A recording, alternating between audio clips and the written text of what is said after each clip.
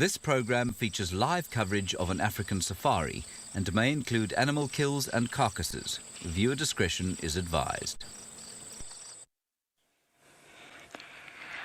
Welcome to what promises to be an incredibly exciting live safari experience, starting with one of Africa's most elusive of the big cats.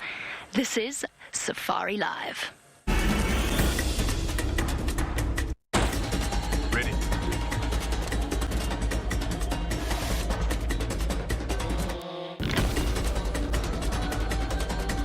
Standing by.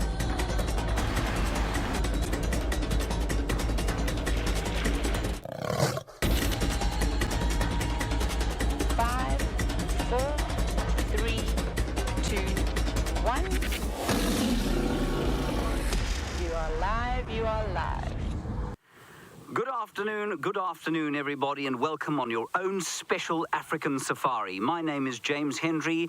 Jean Drey is on camera, and we're broadcasting to you live from the Great Kruger National Park in the northeast corner of sunny, magnificent South Africa. It's 8.5 million acres of contiguous wildlife wilderness, and we are living here on the western fringes on a beautiful reserve called Djuma. Now, I do have to tell you, just before I tell you what's going to happen during the next 2 hours, we want to hear from you. Hashtag Safari Live is how you can get hold of us.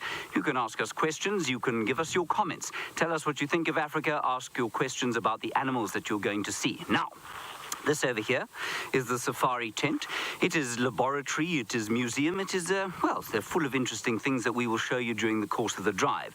You've already met Jamie Patterson, the ultimately elegant antelope, and her leopard, Tingana, one of our very favorite male leopard figures. And then also you will meet Stefan Winterboer, bald as a baby's bottom, walking across the landscape in his 11-size shoes. That's what I said, on foot in the African wild. Now, you're about to meet the irascible, highly recalcitrant Brent Leo Smith. He is sitting with some lions. Bit of jokes. Look at a teenager, not sure which way to go with his hair.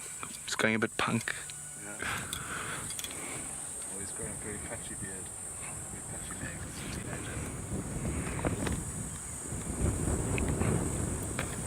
teenager. You heard anything? I haven't. Now, we are, of course, broadcasting to you live from the African wild. So, while we sort of acquaint ourselves with Brent, he doesn't have communications at the moment. We will sort that out. We'll show you those lions again. I've got a little competition for you to get your hashtagging, twittering fingers going.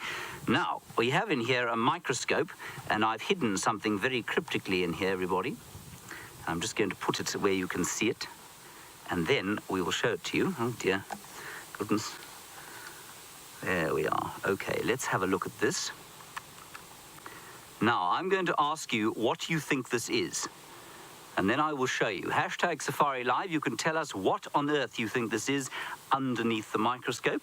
It is, in fact, I'm not going to give you any clues. Safe to say that it has scales, sort of has hairs, and it flies about in the night. So hopefully you'll be able to gather what it is during the course of the drive. So hashtag Safari Live, you can tell us what you think that is. Now, we're still trying to re-establish communications with Brent, and while we do that, oh, no, hang on, we have now. Bald as a baby's bottom, as I said. No, we can't do that. We're going to stay with me. One or two technical glitches, don't worry about them. We will get on to various other exciting things. The next thing I'm going to show you under the microscope while we get things going is rather an interesting arrangement, actually. What we have here is something called a blister beetle. Now, the blister beetle, everybody, is so called because it makes you blister. That is correct. It produces a horrible chemical called cantharidin, and cantharidin will blister your skin. But the most interesting part of this rather interesting beetle is that its cantharidin used to be used in a sort of legendary aphrodisiac called the Spanish fly. And apparently what the cantharidin does if you eat it in small quantities, perish the thought, it irritates the urinary tract, and that's why it was thought of as some sort of aphrodisiac. Now we can look at it quickly underneath the microscope. Look at this astounding thing. Those are its yellow, those are its yellow antennae, which it uses to find its food and find ladies when it so wishes to do so. And I'll just move it slowly along, and I'll show you the wings. gorgeous scales on the wings. Now, anything out here, everybody, it's got hairs as well. Anything out here that is black and yellow or red and orange, anything with a combination of any of those colors, everybody, is toxic. It is to be avoided. It is not to be put in the mouth. Now, that's enough of the blister beetle. Let's head across to Brent Leo Smith and find out if he can hear us and you can hear him with those magnificent lions. Welcome to a very sunny day here in the middle African bush, and look at that 1,000-yard stare of a young male lion. My name is Brent Leo Smith, and I've got my good friend Brian Joubert and his bearded wonder thumb on camera with me today. Now, sometimes Brent and Brian, when they're together, they are known as the Killer Bees. Now, we're hoping our Killer Bee magic works wonders for you today. Now, we've got a young male lion here, lying here. There's the rest of the pride just behind us, and we saw some warthogs. Now, you never know what's going to happen. We're 100% live in the African bush. Those warthogs might meander towards those sleeping lions, or the lions could sleep and the warthogs could meander past. We don't know what's going to happen. That's the wonderful thing about being live. And remember, if you want to get hold of us, ask us any questions about these magnificent creatures. Use the hashtag #SafariLive on Twitter. Let's go have a closer look at this lion. So there he is. You can see he's a young male. He's just over 2 years old, and the reason I know this is just by, he's a tired male as well. It's very hot today, and just under 100 Fahrenheit, 95. Now you can see his mane hasn't developed into a wonderfully long flowing mane just like mine yet. And you can see he's almost got a mohawk. There we go. He's going to show it to you. Like most teenagers, which that's what he is in the lion world, he hasn't quite decided which style he's going to go with. Of course, I'm just joking. So he's still reliant quite heavily on his mom and his pride. So when he gets to about 3 years old is when he'll be pushed off. Now, he is a member of the Tsalala pride. Now, this is a pride of lions I've been lucky enough to spend many hours with over the last 10 years. So they don't normally come up into our traverse area, so it's always a really big treat to see this particular pride of lions. I spent a lot of time with them about 10 years ago, so I actually knew his grandmother. So, and it's a very fascinating story about these lions, which I'm going to go into in a bit more depth as we sit here this afternoon. As you can see, he's found a nice shady spot, and he's trying to chase some flies away, and he's right on the edge of a nice big open area, which is actually an airstrip where people on safari would land to come visit this African wonderland. And not too far away, he's got a lovely, well, for us not so lovely, but for him incredibly lovely mud puddle that he's been drinking out of. You can just make it through the trees. There we go. You can see the water there, and so he's got everything he needs at the moment.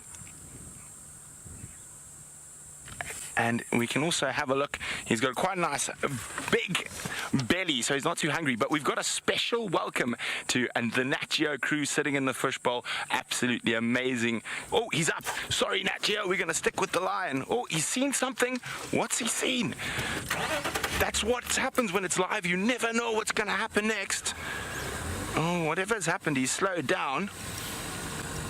But it's unusual to see an awesome animal like this moving in this 95-degree heat. He's probably heading back towards where the rest of the pride are, sleeping in the shade. I can see some heads. Well, let's stick with him while he moves.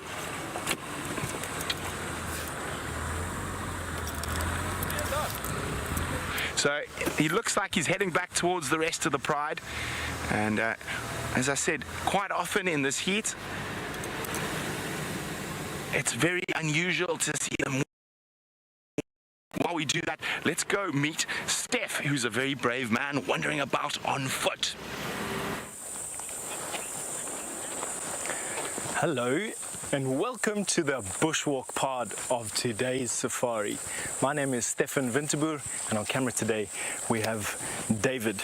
Now, I'm a wilderness trail guide, and that means that for the last 17 or 18 years or so, I've been taking people, much like yourselves, on safari, on foot, in Africa's last wilderness refuges, the Kruger National Park being one of them for the last long time.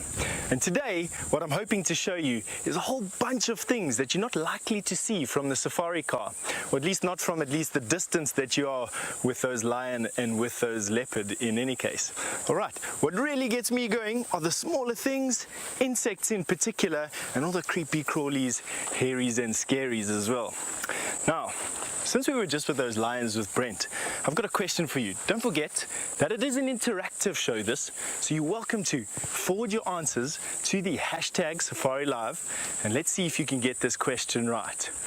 If you're walking with me like we're going to be over the next couple of hours, Now, again, like I say, especially on foot, of course, Stefan is absolutely fine. Nothing has run him over. He's just frozen slightly. He will be back animated very shortly. Now, the one thing I haven't introduced you yet to is my favourite friend, Ronald the Rover. Have a look here. Now, there is Ronald's view, everybody. Now, it might look to you like that's a rather strange camera angle, but behold, Ronald is moving. He is a little robot that I'm sort of controlling from the tent, and with any luck, he will find some friends today. Now, he hasn't had much luck finding friends of late. This is because we've had some wonderful rains, which means that the nyala and elephants and hippo that have come down to this waterhole throughout the course of what was a horrendous drought that we've been having, they used to make friends with him, but now you can see that he's lonely. Anyway, he's going to wait here by the water, and you can see there where he's sitting. There he is. He's got on his Sunday best for you, even though it's Thursday. I told him about that. He said, I don't care. I'm going to look my best for those people at National Geographic. Well, there we are. That is Ronald, and he is looking and seeing what's going on there. Now, you've met Tingana, one of our favourite leopard characters. There are two others we're going to introduce to you now in this little clip. Take a look. 3 magnificent leopards call our piece of wilderness home.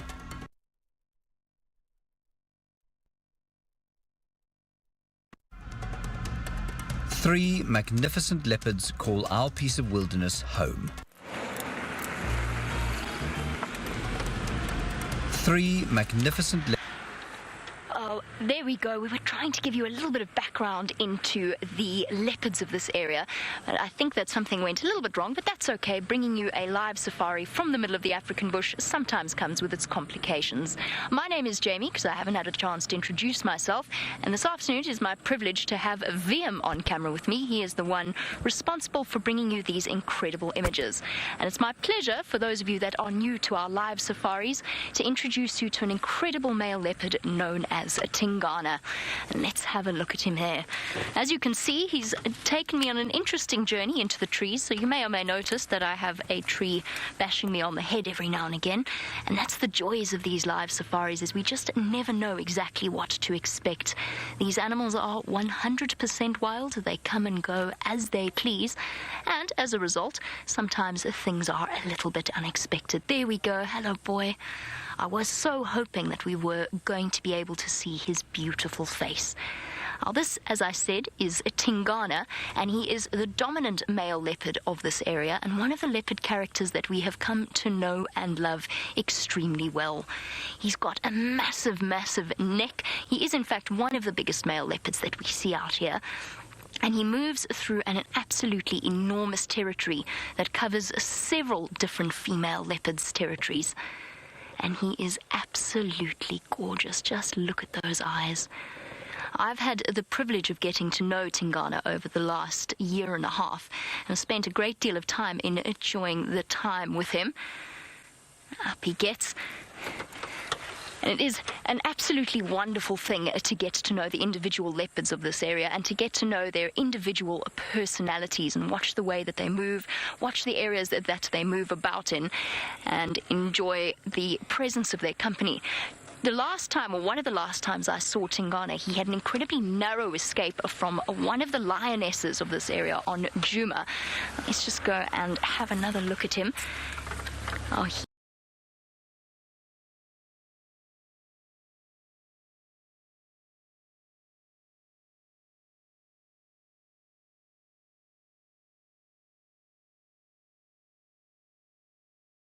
managed to just get away from a lioness. He was wandering around. He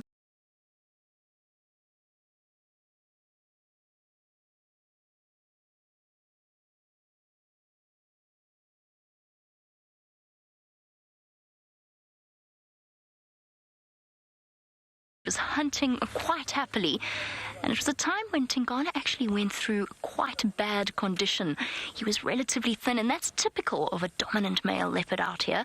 They do go through swings and roundabouts of success and triumphs, and then also moments when they haven't been as successful in their hunting and perhaps distracted by the attention of the females. He wasn't looking particularly good. He was out clearly looking for a meal, and a lioness snuck up and chased him up a marula tree. He only just escaped. And I remember at that moment realizing just how attached I had become to this particular leopard, because that moment of sheer terror that seized my heart as he dashed away, and he just escaped her. Luckily, he escaped alive and well. And he is absolutely exhausted. With the sistering sun, it is an incredibly hot day. It is 35 degrees at the moment, which is 95 in Fahrenheit, which means that a lot of our animals are enjoying the shade, or else thirsty animals. I think it's time for the other big cat, who apparently is quenching its thirst. Now, this is what I mean. It's completely live. We did not know this lion was here. We were sitting with the other three, and all of a sudden, another young male, one of the brothers of the one we've seen, has just arrived. Now, I'm really hoping his famous lioness, and she's missing her tail completely. Now, as he walks, we're going to see that there is a game drive vehicle there. We're going to just try to go around them. So there are people out here enjoying the safari, but they've got to sit in the 95-degree weather. You get to enjoy it from the comfort of your home. This is the world's largest game drive vehicle. Safari Live on Twitter if you want to ask us any questions about these incredible animals.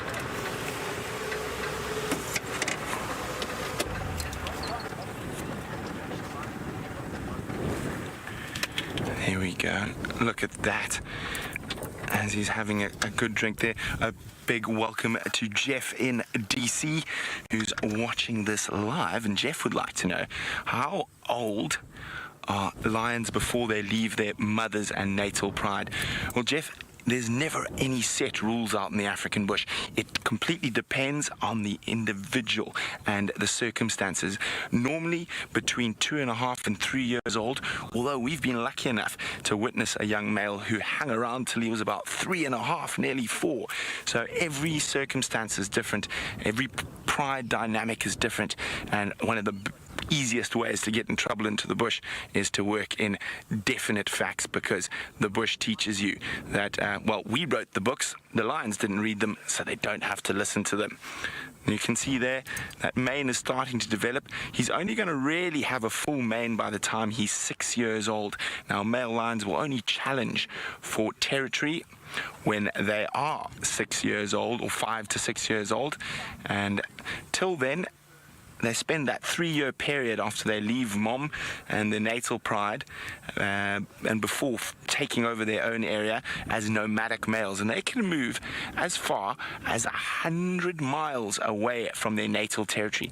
So what happens, they become nomadic, they move into an area, they get chased by the next set of male lions and get then chased by the next set of male lions, and this is lions' way of making sure they don't inbreed. So by being chased away from their parents' area, it's a way to make sure that inbreeding doesn't occur. Now, it is absolutely sweltering, and we are incredibly lucky. It's not that often that we see lions moving around in 95-degree weather. So it's absolutely scorching out here today. Now, the reason I'm choosing to follow him, because I know there's a lioness and 2 young males there, but I really want to see the tailless lioness. Now, I knew her as a cub, so she's just over 10 years old, and her mother, strange enough, also didn't have a tail, and the odds of her and her mother not having tails are so minuscule that I really would love to catch up with this pride, who we don't get to spend too much time with. Now, Mr. Lion, watch out for aeroplanes because, as I said, this is an airstrip. And fortunately, there's no planes scheduled at the moment. But we are about to go off into a break, and I wonder if these lions have a kill somewhere close by. And if they do, I can see the other lions also getting up in the distance. Don't go anywhere. Come back, grab a cup of coffee quickly, because we could be on our way to see a live lion kill here in the middle of the African bush.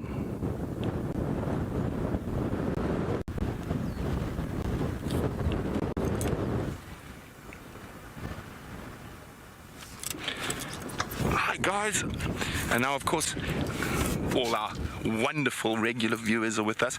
Brian, since we are in an advertisement break, what are we selling today? There we go. The thumb needs toothpaste. The toothpaste knows the best thumb. I mean, the wood and ash ingredients come to the thumb for all your toothpaste needs. Okay, so isn't this lovely? We don't get to see the Tsalala Pride very often. And this young male's now heading off there. We're not going to drive across the airstrip. That's a very silly thing to do with lots of aeroplanes and whatnot about. I'm just trying to go see a little bit further if there's any other, that tailless lioness is lying in the shadows somewhere. Or in the shade. Can you see anything, Brian? Not currently. Now, it did look like the other lions get up on the move. This is not normal behavior. Normally we are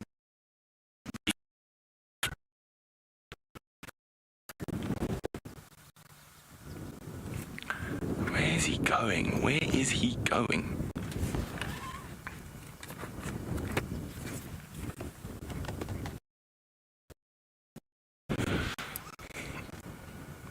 Now, some of the other lions are up on the move. Decision time, Ryan. Which one's... Oh, is he laying down? Well, let's go to the rest of the pride then. I wonder where the tailless female is.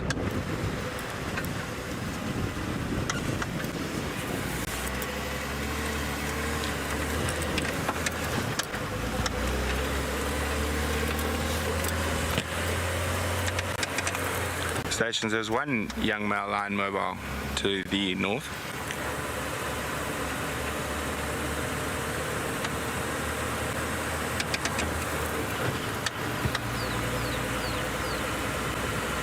Oh, it looks like the lioness is coming for a drink.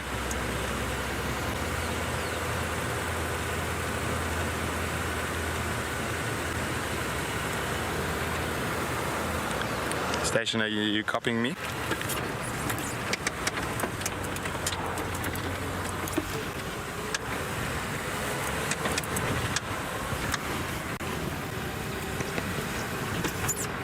Look at this. She's going to drink right opposite us. This is going to be exquisite.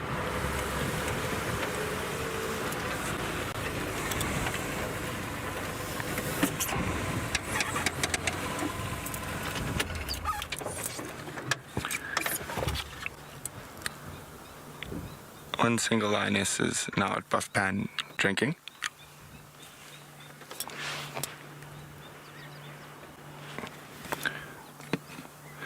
Okay, isn't this incredible? And we're going to stick with the Tsalalas, see if they don't have a kill somewhere and are moving back towards it. While we do that, let's go see how Commander Bond is doing in the tent. Right, so we're over here, and I think, oh, Kirsten, are we going to do the quick test? Okay, here we go. We're just going to do a quick test, everybody. I'm not sure if you're going to see it or not. I'm not sure what this means. You will go see it. It's going to be the introduction to one of the leopard introduction thingies. Safari Live operates in the Greater Kruger National Park, South Africa. Look at one of the introductions. Okay, we've got 30 seconds back to TV, everybody. Are you ready, Jean? Does my flower look nice? Good. Is it wilting? Oh, how very sad. Maybe give it a 180. 180. 20 seconds. How's that? Is it splendid? Good. 10 seconds. Oh, only 5 seconds.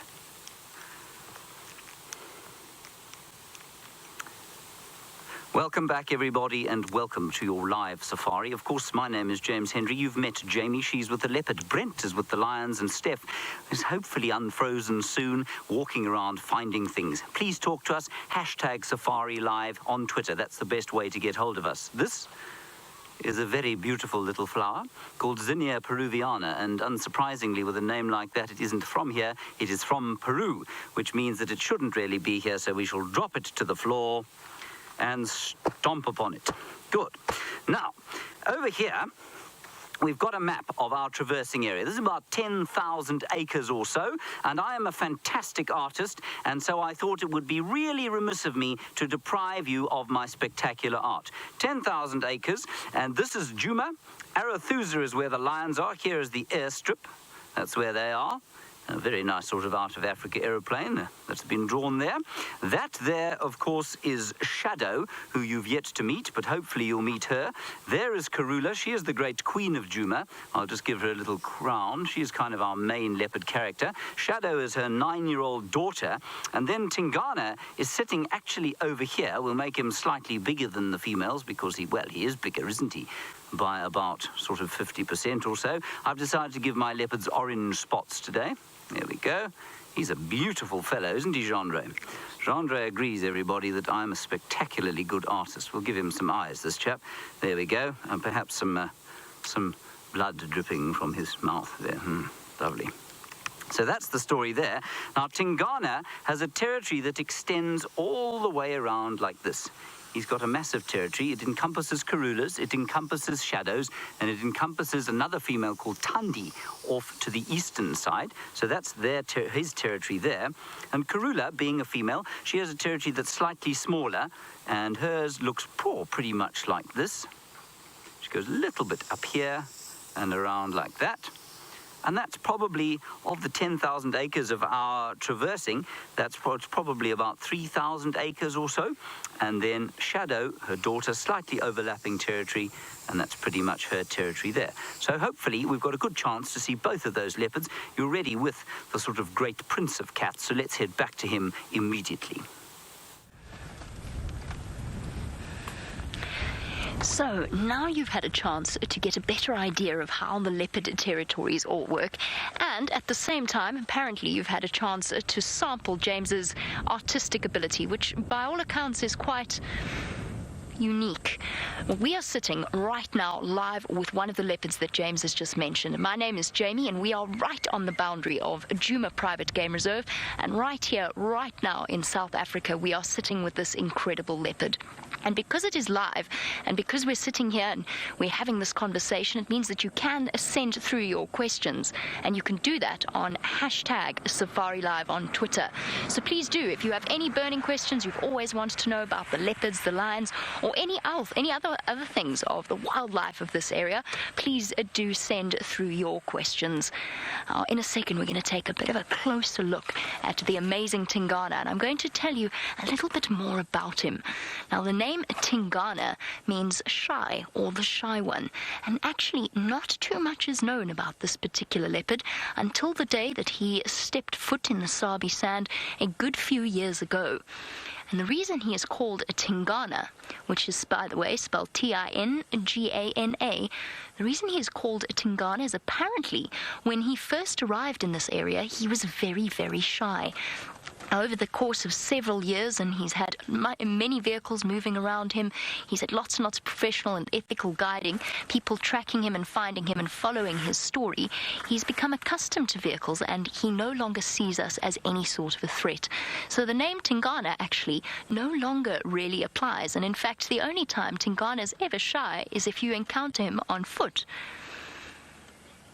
And a very warm welcome to Wilson, and thank you so much for sending through your question. Now, Wilson, you've got a question on another spotted cat, and you want to know if the jaguars of South America are related in any way to the leopards of South Africa, and yes, they absolutely are. And in fact, for those of you who are familiar with the sort of taxonomic breakdown of the different animals, they are part of the same genus. So they are essentially, South American jaguars are essentially, in a way, they're basically the South American equivalent of leopards, although slightly stockier and stronger with slightly broad faces. And of course, they are the apex predators there, which our leopards are not. But they are all part of the Panthera genus. So the Panthera genus, the big roaring cats, includes the tiger, the leopards, the jaguars, the lions, and the other large cats of that particular genus. The only big cat that we get out here, and we do see them occasionally, the only big cat we get out here that is not part of the same genus is the cheetah, which is a completely separate species all of its own. Yes, absolutely. And then following on from that, of course, a panther is, in South America, it's a melanistic form of the jaguar. Here in South Africa and India and other parts of the world, a panther is a melanistic form of leopard, so it's essentially a black leopard. It's not a separate species at all. Now, you will have seen other vehicles moving around in this area, and that's because although we are in a totally wild wilderness area, there are tourists that come through and are guided by professional field guides, and of course, that in turn brings in money, which then in turn is used in the conservation and protection of these species.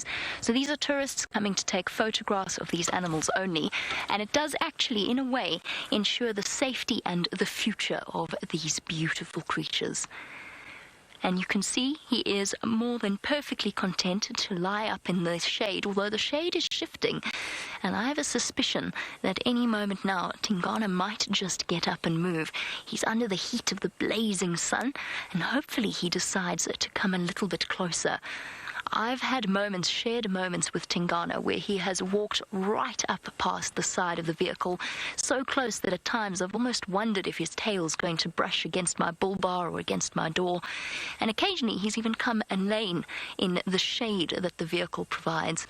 So hopefully he decides to do that this afternoon, and perhaps even give us another glimpse into his beautiful eyes.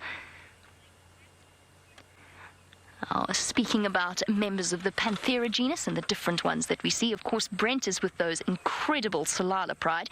I think let's head about 1.5 kilometers south of where I am and go and see what he's looking at.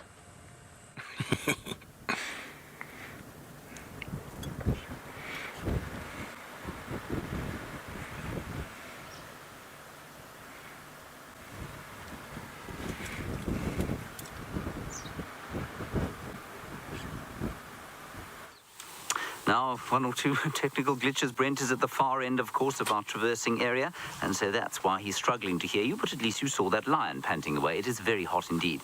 Now, what I wanted to show you, I've lost it, Chandra. Come on, get out of the way, man. Here we go. It's over here. It is a skull of a predatory cat. Snap, snap. Now, you can imagine that would be a very painful thing indeed, were those canines to go biting into you. This is, in fact, a female leopard. And a fully grown female leopard, I would say, from the condition of her teeth, that she popped her clogs, as it were, somewhere around her 10th year. So she definitely wasn't as old as she could have been. The oldest leopard in this area was 18 years, and when she died, I saw her. She had teeth completely blunt. They were sort of filed down to around that point over there. And so this one, probably a leopardess of about 10 years old or so. Now, the male, you can see how big this fellow is, or this lady is, if you like. She's probably, what, I'd say about, let's say, 10 inches across. The male is probably a third again the size, much wider, much greater space here for those huge muscular jaws, but the dentition almost exactly the same. Now, what is quite interesting also is what these leopards eat. And there are many things on this sort of, well, shall we say, shelf of death, if you like, behind us. That's probably a very unkind way to describe it. But there are many things here that she would eat. But one of them that she's quite scared of, and I just think this is the most wonderful thing, is a baboon skull. Now, this is a huge male baboon. Look at him. A big baboon weighs about 40 kilograms, which is about 90 pounds or so. So he's not that much smaller, at least not that much bigger than the female leopard. But a female leopard, let's just compare the size of these teeth. Look at that.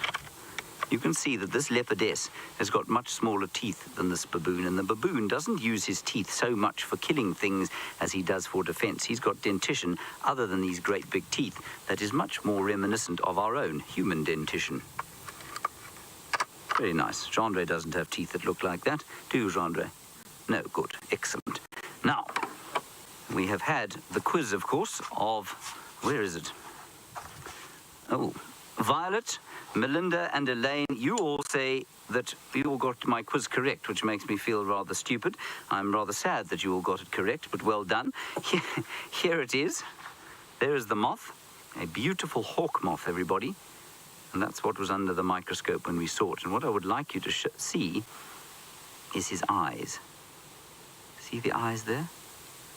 I just think they're fantastic. And although he's called a hawk moth, he's quite a fearsome sort of a name for him.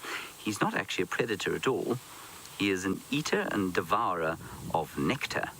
So when the flowers start to come out, as they have at this time of the year, this is the kind of thing that they go after and eat, which is marvelous. Now, Steph is out on bushwalk. I'm hoping that he's completely unfrozen, walking freely. Let's go and find out from him.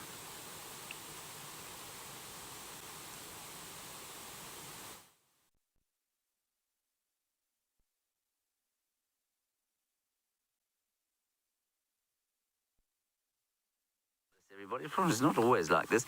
I think that now we should have a look at something outside. Come, Gendre, let us get out of here. I know you get cabin fever when you're tucked up inside. Gendre, by the way, everybody, has just had bilharzia, a dreadful disease, of course, brought about by the fact that he has the lifestyle of an errant caveman. That is why he got bilharzia, of course. He was swimming in some dirty water. He seems to be okay now. If the camera does suddenly drop to the ground, you'll know why. There we are. Now, what we have here is a rather spectacular giraffe's leg. Now, this giraffe's leg, of course, is taller than me. I am not a very large man. I'm about 5 feet and 8 inches tall, which, of course, is not very big at all. But if we added the hoof, it would be about that tall. And then if we added, stand by there, Gendre, if we added his humerus, which would go into the bone something like that, that's how tall the top of his shoulder would be. And then his neck, of course, is another good sort of 7 feet up. So all in all, he's about 4.5 meters tall, which is a good 15 feet. So that's an incredibly tall animal.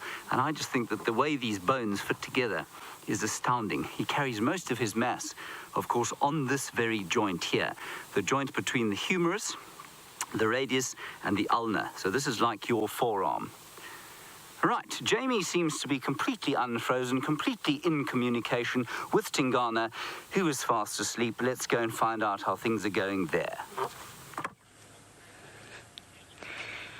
By the sounds of things, we have been completely fortunate this afternoon, and we are, as James said, still with the amazing, massive male leopard that we started off our live safari adventure with. So we're still with Tingana, and sometimes in the African bush, playing the patience game is a very, very important thing. On these live safaris, I have had all kinds of unexpected things happen, from wild dogs suddenly dashing into elephants chasing predators around. You just never know what to expect. But while Tingana is snoozing gently, or I spoke too soon, heads up and back down again. While Tingana is snoozing gently, what I would really love to hear from you, since this is a two-way conversation in a way, because we do these live drives from the middle of the African bush and they are happening right here, I would like for you, if you will, to please send through a one-word tweet. Since you've seen lions with Brent, you've seen a leopard with myself, I would love to hear how the big cats of Africa make you feel. Perhaps you find them awe-inspiring. Perhaps you find them breathtaking. You can send through just one word. We're only looking for one word. It's a wonderful way of making sure we narrow down exactly what it is that we love so much about them. And you can send that through on hashtag Safari Live on Twitter. And while you think about that, we're going to be sitting watching Tingana and just wondering what his plans are next. I haven't had a chance to see him stand up just yet. I'm wondering, I just want to be able to see whether or not he looks as though he's in need of a good meal.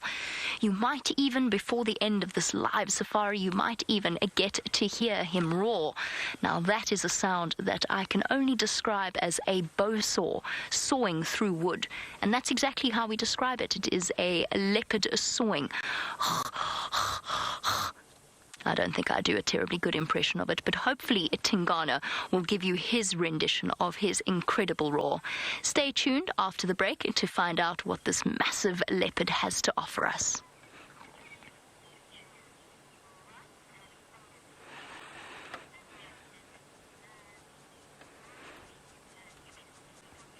And for those of you watching on the internet, you, however, don't have to miss any of the enormous action. Look, he just flicked an ear. The television audiences all missed out on that for him. They must be devastated. I'm just going to take a quick sip of water while I have the opportunity, because as we mentioned earlier, it's quite warm this afternoon. And my shady spot has moved, as has Tingana's actually, and I think any moment now he's going to be up and moving into some shade. The one thing that we're really fortunate about, of course, because Tingana is currently on Simbambili, the one thing that we are very, very fortunate about is the fact that if he does move, chances are he's going to stay on the eastern side of this termite mound. Thank goodness that's where the shade is.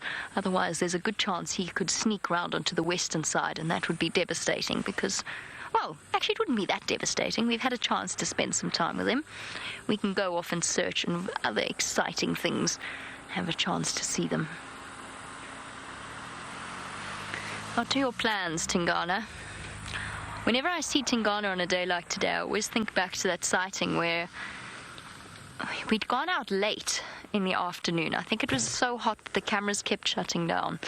We went out late, and I have no idea why Scott was on camera. Scott Dyson was on camera with me, as he was once or twice in my time at Wild Earth, which was always a thoroughly entertaining experience because, of course, while Scott's camera work was good, it's not quite exactly the same as our professional cameraman. And Scotty very kindly opted to come on camera with me, and we had many exciting sightings. We had Quintile once mating with Tingana, we had a black mamba, but this particular afternoon we were both positively boiling, and we went driving along and we were just commenting on the fact that the chances were we were going to see absolutely nothing. And there was Tingana. As I drove around the corner, he was about, I would guess and say, about a meter from my car. It was when there was still some foliage around to hide him. He was so incredibly close to me, I nearly jumped out of my skin. Scott didn't see him at all until I shouted an exclamation, at which point he then realized there was a massive male leopard next to us. And we proceeded that whole afternoon to follow him. I remember exactly when it was as well, because Karula's cubs had just been born. In fact, it might even have been the 3rd of February, now that I think about it. It might even have been the day after. Yes, that's exactly when it was. Well, I'm sure you're all thrilled and excited to hear that Brent has been batting off gremlins left, right and centre, and it seems as though he has actually managed to defeat them. So let's head across so that we can have another look at those incredible salalas.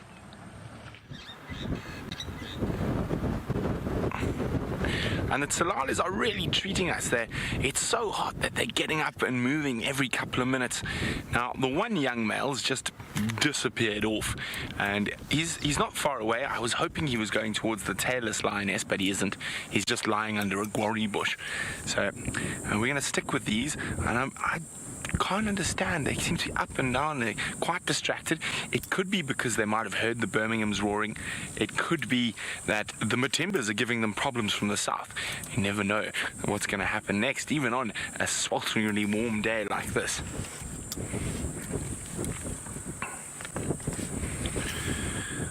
I think these boys are going to be absolutely magnificent when they're older.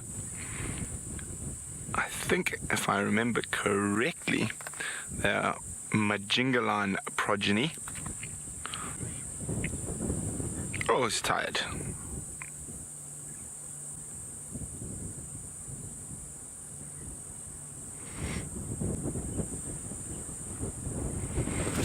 let's just move a little bit further forward.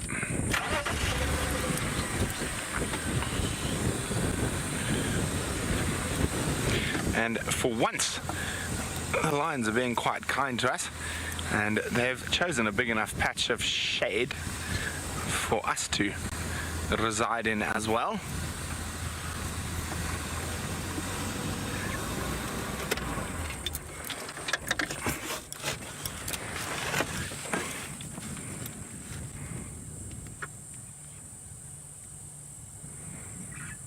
Oh, what's he? Has he spotted something? Can't see anything behind us. There were some warthog around earlier. I think his head's just up because he's hot.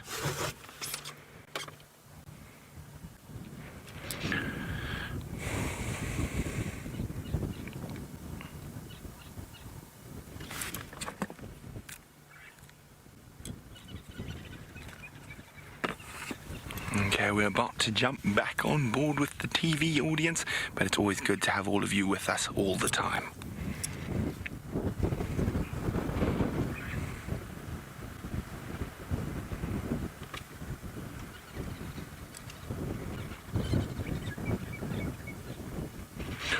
Welcome back, everyone. We do apologize. We've been having some comms issues, but we are live in the middle of Africa, so sometimes that does happen, but it's all sorted, and I'm so ecstatic to be back with you. Now, we're still with these lions. I was telling you about that young male that was moving off. I was hoping he was going to find the oldest lioness than Salala Pride, the one who hasn't got a tail. Unfortunately, he didn't. He just flopped down and went to snooze under a bush. So we came back to these three, and they've got up and moved. Now, it's very interesting. As I said, it's unusual for lions to be too mobile in this 95-degree heat. They normally snooze constantly. Now, this pride is in a bit of flux at the moment. There's a big coalition of males called the Birmingham Boys to the north, and they're under pressure from another coalition of lions to the south called the Matimbas. So they're sort of trying to avoid all the male lions. Now, the reason the lionesses will keep moving these young males away is because at this age, these young males are still very vulnerable to a big dominant male lion. So she's trying to give them the best start in life. And oh, there we go, a sneezing lion. Oh, see, oh, she's going to stretch. See, look how supple her back is. Now, of course, they have to be incredibly supple while they hunt. Now, interestingly, she's up and she's heading in the same direction that other young male did earlier. And I really hope that they're going to lead us back to the tailless lioness, or perhaps they even have a carcass, a kill. She's got a nice wobbly fat belly, which means she's eaten 24 hours. Now, I wonder if they just haven't moved from where that kill is to come enjoy a drink at the little water hole, or pan as we call it out here. And it's just so hot, they're sort of moving back towards the carcass in relays, taking their time. Now, remember, this is 100% live, and you can ask us questions using the hashtag Safari Live. Now, the reason I say they might be moving in relays is because it is so warm, and when it is that hot, if a lion's core body temperature raises by just a few degrees, it can threaten their lives. Oh, Brian, look here quickly. Watch this young male next to us. Now, look at this young male. You can see, oh, now he's dropped his eyes now, but wait, just watch. We're just going to watch his eyes for a second. Now, this is a very interesting little behavior. Look there, look how he looks up. You see that? Now, that's something all the big cats do out here.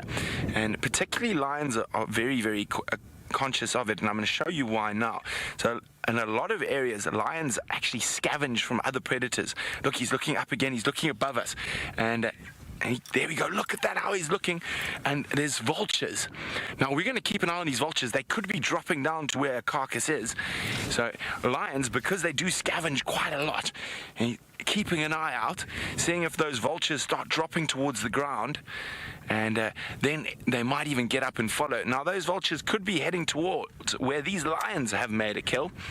Now, Isn't that fascinating? You just see how he just picks up that movement in the sky.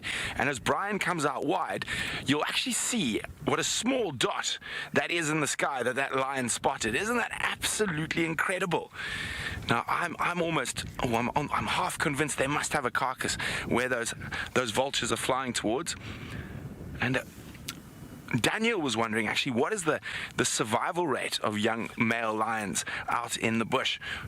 Well, Daniel, that's an excellent question. And again, it very much depends on where you are in the African bush. In the Sabi Sands, young male lions up to about a year old only have a survival rate of around 30%, and then in that 3-year sort of period while they try establish themselves as males outside of their natal range, they have a survival rate again of 50%. So it's really tough to be a male lion and get all the way to the top. And one of those things, male lions only spend about 4 or 5 years at the top before they're pushed out. And during those 4 or 5 years, they are absolutely magnificent. Now, it's amazing. Wild lions, and these are 100% wild lions. We're not in a zoo. We are in the middle of the African bush, and we're showing this to you live. And as you can see, they're very habituated with vehicles. They've been seeing open safari vehicles since they were very young cubs, and they don't associate the vehicles with people. And as long as you don't stand up and they don't see the bipedal figure of man, and a car smells like gas and oil and all sorts of things that don't smell too tasty, as long as you drive respectfully and carefully around these animals, you're able to have an incredible view into their lives, and we're able to follow them. Now, that lioness has disappeared off into the distance. I'm going to sit with these two boys. I am hoping that they are going to get up and follow, and maybe we're going to follow those vultures, and there could be a buffalo carcass, there could be a zebra carcass. We never know. That's the wonderful thing about being live. Now, someone else who's out there in the African bush tromping around in his size 11s is Steph. Let's go see what he's up to. Hello and welcome back to the Bushwalk. For those of you who were missing me from the first time around, my name is Steph Winterboot, and on camera today we've got Dave. What are we doing walking around in the bush? Well, bushwalks or bush safaris on foot have been basically happening in Africa for as long as time has been happening in Africa, to be honest with you, and make a fantastic addition to the vehicle-based safaris like Brent and Jamie are on. Oops, I just dropped the stick I was going to show you. It also allows us to show you a few of the smaller things out here in the bush, like this. This is the branch of a buffalo thorn tree, and I've got such a fantastic story to tell you. It comes from that tree over there, that broken down tree there in the background.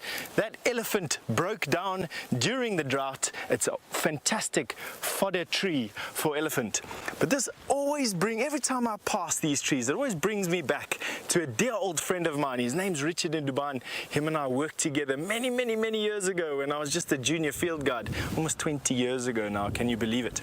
He always told me that this was the tree of life, and it taught us a very important lesson. As you can see, the tree is zigzagged, or the branch at least is zigzagged, especially to the ends, and it has a hooked thorn and it has a straight thorn. Now, what he always used to say was, during the course of your life, you're going to be met with many choices that you need to make, represented by the bends in the branch. And it's always wise to look and learn from the mistakes you made in the past to avoid making the same mistakes in the future. Isn't that a fantastic story? It's also a tree, funnily enough, that is held in a high superstitious regard amongst the local isiTsonga people that used to live in this area. When somebody dies far away from home, they cut a branch from this tree, they travel with the branch.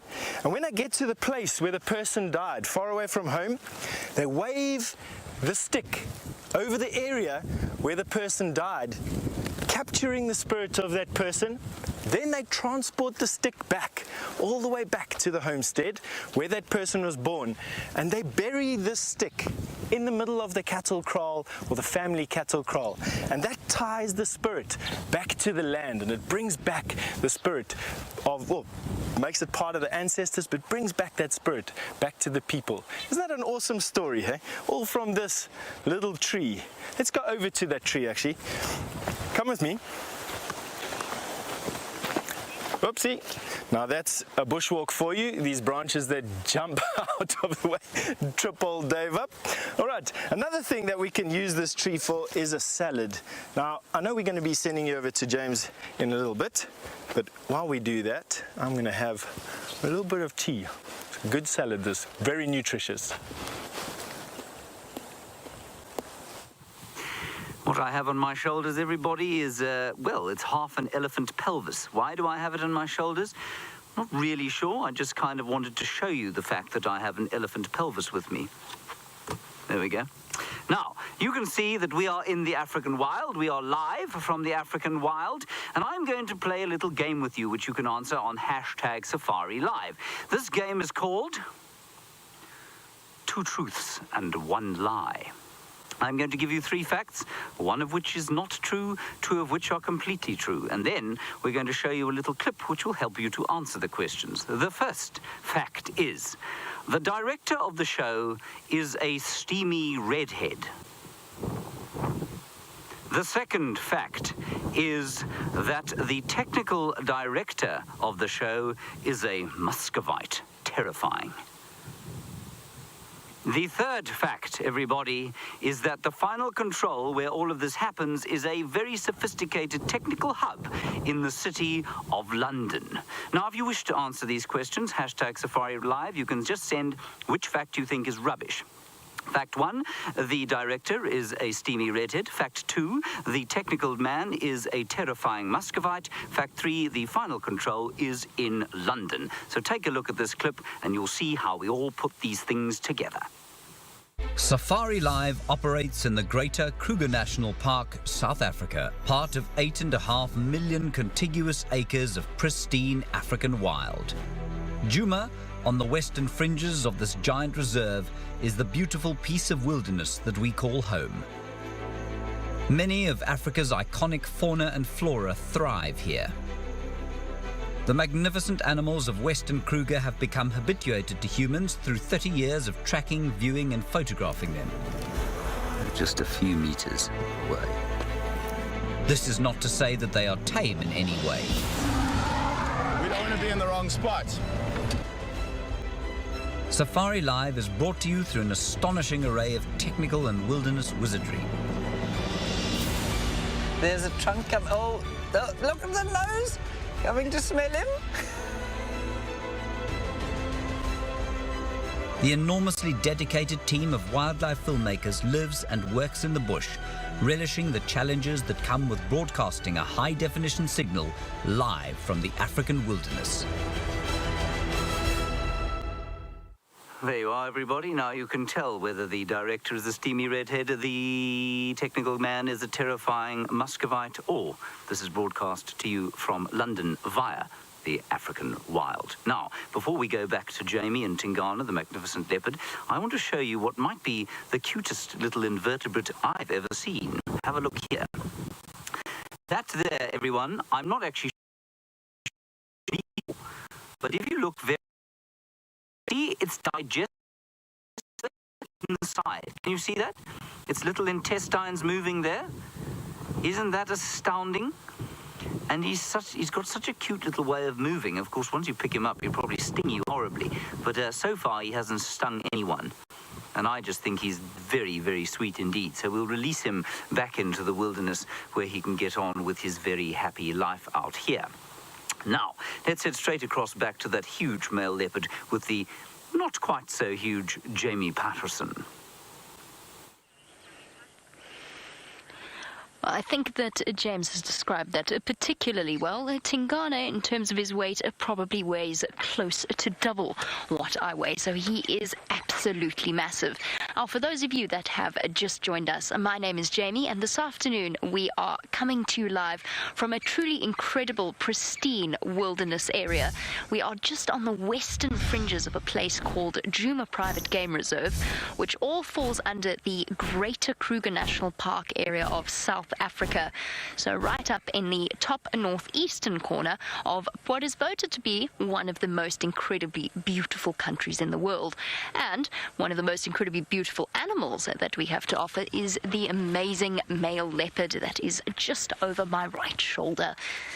I've just realized something. I've been very silly. A little bit earlier, we covered a bit of the background in terms of Tingana, what kind of a leopard he is, the fact that he is a 9-year-old male, and a very, very large one at that. He probably weighs close to, if I had to guess, I would say he weighs well over 80, probably close to 90 kilograms, which equates to about 190, maybe even closer to 200 odd pounds. So he's a seriously big male leopard. And when he does stand up, and he will at some point in the next, during the course of our live safari, when he does stand up, we'll have a chance to see just how much his head almost blends into his shoulders. That's how incredibly large his neck is, with a massive flap of skin at the bottom known as a dewlap. And you'll get an idea of just how impressive he truly is. Now, I've noticed over the course of the last few minutes, there we go, that Tingana is actually quite restless. He's lying in the sun, he's flicking his ears, the flies are bugging him. Every now and again, his tail lifts up and flicks away at the flies that are biting him and irritating him. Yet he hasn't moved. And I've come upon a theory that I think might explain why he's here in this exact spot. Now, I'm not sure whether any of you knew this, and probably some of you did, but certain leopards specialize in hunting certain types of prey. Now, that's not to say that they don't target or focus on other types of prey as well, but they have specific talents. Some are scavengers, very, very good scavengers, and some, much like Tingana, specialize in catching burrowing animals. Now, all leopards are capable of doing that, but have a look here. It's quite difficult to tell because I can't go right up close to this hole, not while he's lying there, but that is a hole in a termite mound, and that is probably home to one of the many burrowing animals that we get out here. If I had to guess, I would say probably a family of warthog, which is essentially like a species of wild pig that we get out here, and they would be out during the day foraging, but of course they return each and every day to the holes that they have in the termite mounds to spend the night. And having a look at the ground here, from what I can tell, it looks as though it's been freshly scuffed and dug at, which means that while somebody might not be home at the moment, somebody has definitely been home in the last few hours. Our Tingana, we have seen him hunt aardvark. We have seen him climb into termite mound burrows in order to pull warthogs out of them, which is actually quite a risky business, even for a leopard as large as Tingana is. So could that be what he's planning on doing? Is he planning an ambush? I've seen him behave in a very, very similar manner before. He knows and he's memorized each and every single active warthog burrow and active aardvark burrow in this area. And I've seen him, when he's particularly hungry, move from one to the other, and then he goes and he sits and he just waits and waits and waits and waits. And sometimes it pays off, and sometimes it does disappear right into a hole on a live safari and come out with a warthog piglet. Is that what he's planning now? I'm starting to think it might be the reason. Perhaps that's why he's chosen this particular spot. The shade is slowly but surely running out. He's lying in the sun. He seems almost reticent to go into that patch of shade that's right next to the open burrow. Could it be that that was where it is? That is what he's after. Now, Kelly, in terms of our one-word tweet a little bit earlier, I asked you about what it was that you loved the most, or how the big cats made you feel, and what it was that was so special about them. Tuli, you say amazing. Well, I couldn't agree with you more. It is absolutely amazing. They really are fantastic creatures. Sorry, Kelly. It was a Kelly who said that they are absolutely amazing. They are amazing. And the amazing thing about them is each and every single one has such a unique amount of character characteristics.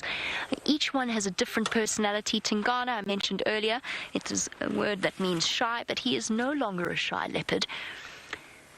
They are such fantastic creatures. If this perhaps is your first time seeing a leopard in the wild on a live safari, they are the masters of stealth and ambush.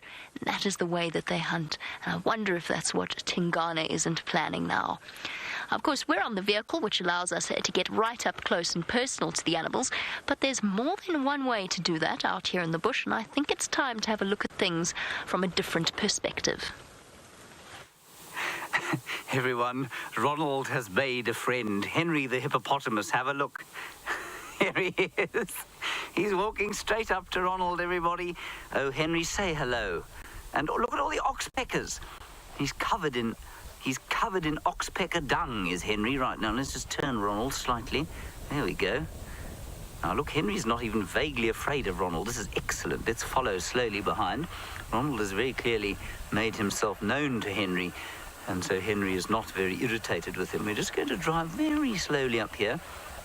And the intention is not to give Henry a fright, of course. The intention is to make friends with Henry, for Ronald, of course.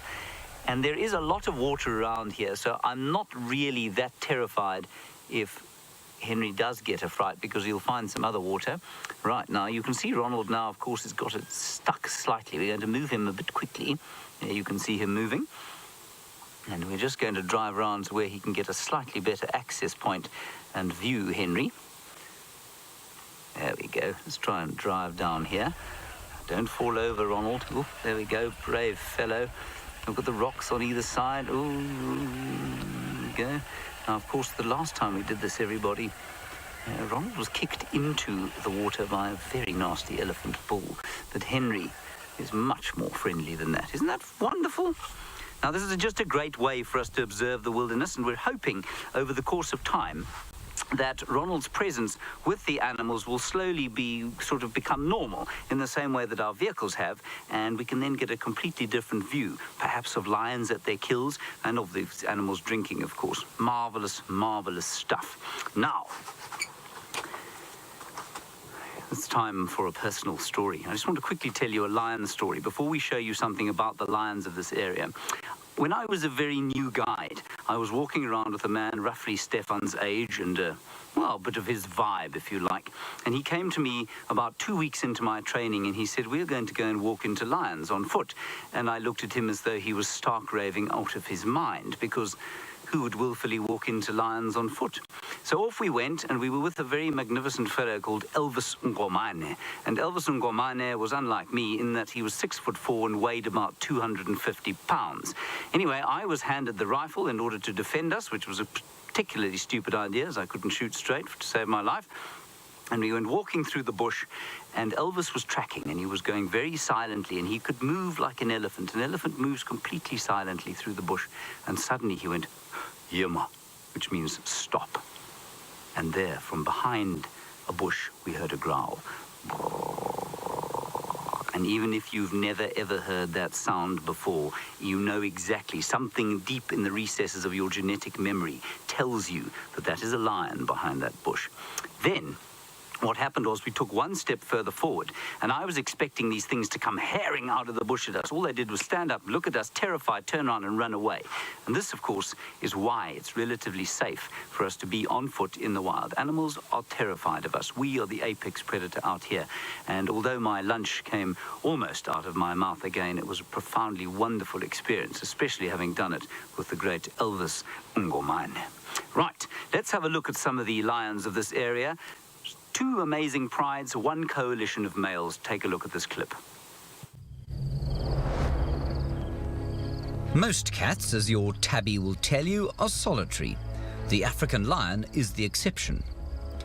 In Kruger, a pride consists of 4 or 5 lionesses and their cubs. Their obvious affection is both amusing and heartwarming.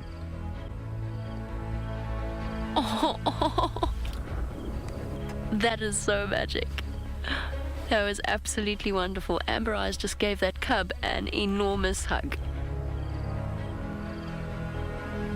Unlike the Lion King would have you believe, male lions are not part of the pride.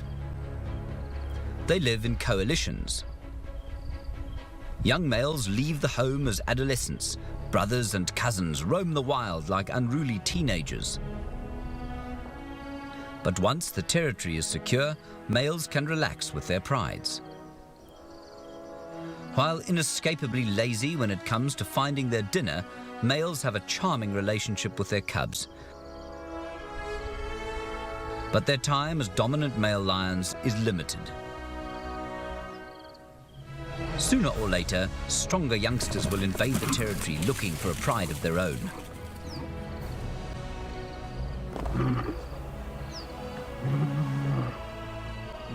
This is where things get nasty. The new coalition will kill all cubs under a year old. It's foul to watch, but serves a purpose for the new dominance, because the bereft mothers will come into heat and the new bosses can then further their own bloodlines.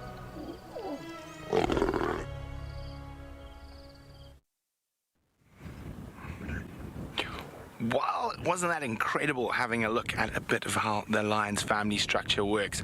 And we are lucky enough to spend almost every day with one of the big cats, and we learn something new about that cat, or in this particular case lions, every day. And that is the wonderful thing about being 100% live in the African bush. You literally never know what's going to happen next. It's just so exciting, and I'm one of those very lucky people who gets to do what they absolutely love in life, and that's spend my time with the creatures of Africa. So here we go. Now we're still with these two young males, so as you would have learned, they're about 2 years old, so not quite ready to depart their natal pride or their home pride yet. They're going to depart at about the age of 3, and then they will become nomadic for 2 to 3 years before they're big enough and old enough to challenge for their own pride. And you can see how heavily they're panting. It is 95 degrees Fahrenheit out here, and that is very hot for a lion. They do prefer the cooler times of the day, and luckily enough in the next 45 minutes or so it is going to get a bit cooler, so maybe they might start getting to move. Now this particular pride is made up of 3 young males. We've seen all 3, and there's only 2 lying next to us now. The others moved off, and 2 adult females and 1 young female. Now lion prides do get separated at time to time, and they do generally find each other after a while by contact calling and calling to each other. And now I'm just going to give you an idea of how close we are. Oh, he's standing up. Now there we go.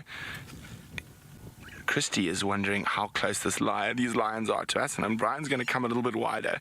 And oh, there we go, Christy. Sorry, that was my fault. We're just going to hold there. And Christy's wondering, what is it like to be this close to the lions? So there we go. Look, now there's the side of our vehicle. Christy, we are only about 7 foot from these lions, and it is an incredible experience. And look at that, and we get to see these lions in great detail. Now he's got his mouth nice and wide and open now, so if we go in a little closer you can see those massive canines. Now those are what anchor the prey as he catches them. Now you can see how he's salivating because of the heat. Now the other lions got up and moved off towards where the others are, but we're going to stick with this guy because he's right next to us.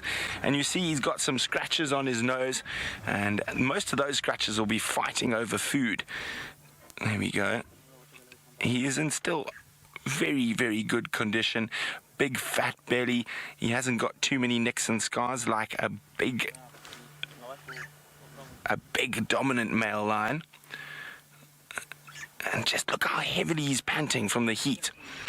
But it's been so windy today, we've actually had a visitor who's just landed in the car, and it's a really pretty beetle. There you go, I hope he doesn't fly away again. And it's called, oh, there he goes, he flew onto me. He's attacking me, Brian. Here we go. I'm not going to move him so you can get to see. He's not dangerous, but he's very pretty, emerald green. Oh, he's going on my face now. He's called an elegant longhorn, there we go. This is quite funny. There we go. You can see emerald green with orange and black on the antenna. Oh dear, okay, you don't want to get in there. My microphone's in the hat, so this is going to be a bit interesting trying to remove him without hurting him, because we don't, oh, there we go, he fell off, fortunately. We don't like hurting animals out here. We love even the creepies and crawlies. So there he is. I'm going to hope he flies off safely. And it's amazing. That's why I said it's live, and you never know what's going to land on you while you're out here. And remember, hashtag Safari Live. If you've got questions about the lions or longhorn beetles, and we'll do our best to try answer them. Oh, there we go. Looks like he's about to take off. He opened his wings. Oh, he's just stretching. So, oh, there we go. Shame. Little guy. He probably didn't see us while he's flying into us. Now, the last lion is still next to us. The others are moving off. We're going to stick with the last one. And we're going to follow them as they get going. Now, Luciana in Washington, wonderful to have you with us on this live safari, Luciana. Now, Luciana is wondering, are all male lions part of the pride, or are they by themselves? Now, again, it's always dependent on where you are, Luciana. Now, the fascinating things about lions, in particular lions in this area, is that the lions here generally form male lion coalitions.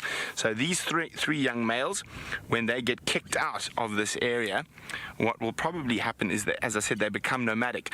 Now, quite often in this particular area, because we've got such a high density of lions, they'll meet up with some other young males and form a coalition. Now, if there's 5 of them or 4 of them, they've got a much better chance of taking over a pride of lions at a younger age. So strength in numbers. And then they will continue generally after they've formed a coalition to stay as a coalition till they are quite old and get booted out by the next coalition. Now, single male lions in this area are generally males that are unable to find a coalition when they become independent of their natal pride. Now, they have got a fascinating way of passing on their genetics. Obviously, as a single male, to attack a group of 4 or 5 males would be absolute suicide. So what they do is they sneak around the peripheries, and they can be very successful in spreading their genetics. They'll mate with lionesses without the main pride males knowing, and in certain parts of Africa, the science has proved that up to 50% of all the cubs born to the pride are from sneaky males who've come in, mated, and then avoided the big boys. And it all depends where you are in Africa, and there's no rock steadfast rule when it comes to these creatures. They can prove you wrong every day, and that's one of the wonderful things about doing what we do, being able to witness all these incredible interactions.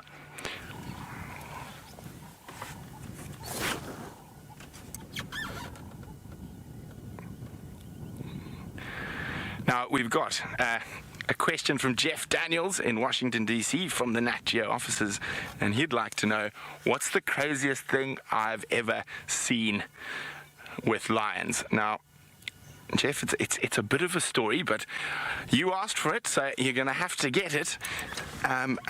It's a bit of an animated story as well.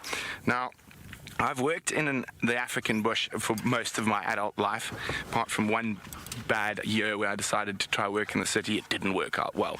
But it was probably about 13 years ago, and I was working inside the Kruger National Park in a private concession. And there was a very famous pride of lions there called the Mountain Pride, or the Mega Pride. Now, there were about 37 to 40 lions in that pride. And I was with my tracker, Glass Maramani, a Shangaan gentleman who we've walked and followed lions through the bush to try take our guests to the best safari experience. What happened was we went through a little dry riverbed and we popped up, and as we do probably 4 or 5 times a week, we see a lion. Oh, lion. Now, there'd just been a massive fight between the males and they were really, really hungry. There's 2 very special rules when it comes to walking big cats on foot. Noisy lion, safe lion. Dangerous lion is a quiet lion. So if a lion's growling and snarling, he's just telling you too close or go away. If he's coming quietly, he's intent.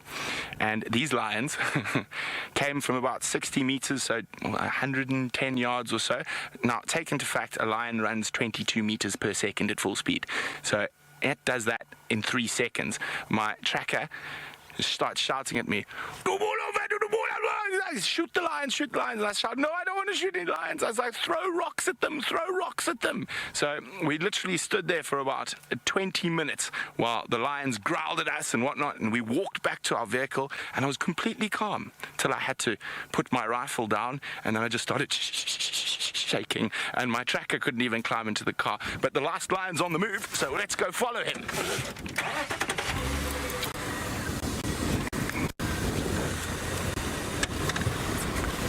Now,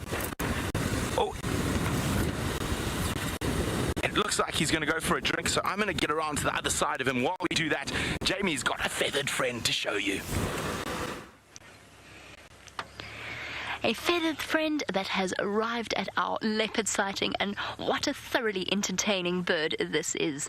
This is a male yellow-billed hornbill, and he is trotting about trying to collect and catch insects that he's going to take back home to the female that he has in his nest.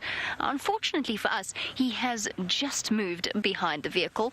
That is the joy of live wildlife filming, is that our subjects and our main characters go where they want, when they want, and when they please, and you never know exactly where they're going to go and when they're going to do it.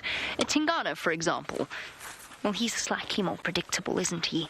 He hasn't moved off at all in the last few seconds. He did roll over, and there was some desultory paw licking happening. So when a big cat, often when a big cat starts to lick their paws, there's a chance that they're going to get up, especially if that is accompanied by yawns. But Tingana's not showing any signs of that. In fact, he hasn't moved anymore, and is simply just rolling over to find cooler patches of ground as the day heats up. What are you planning next, Tingana? What are your plans for the rest of the day? Much like our hornbill, it's completely impossible for us to predict exactly what it is he's going to do and when he's going to do it.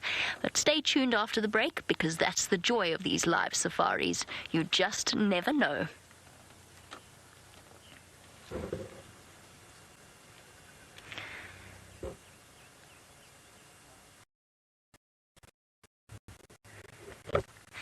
And for those of you watching on the internet, you don't have to miss a moment of the action. Just by the way, in terms of this Tingana sighting, while we are with most of our regular viewers, we just have to say a very big thank you to Taylor for finding Tingana. She was out for many, many hours in the sun, and I'm very glad that she did manage to find him for us. So a big thank you to Taylor. Hopefully she is watching and she had a chance to hear that. I was going to show you more of that hornbill, but unfortunately he has just flown off. Flown off? That's not a word. He has just flown off. And in that case, I think it's time for you to go across to Brent, whose lions are thirsty once again. Look at that. With this oppressive heat, this young male lion has now made his way towards the muddy waterhole close by, and he's quenching his thirst. He looks quite comfortable doing it as well. You'd probably find the edge of the water where there's a bit of mud there is a little bit cooler than the surrounding sand, and the winds are still blowing very strongly.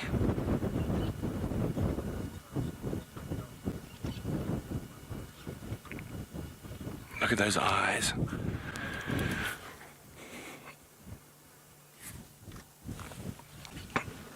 I hope you guys are getting some fantastic screenshots of this Tsalala young male as he slurps away.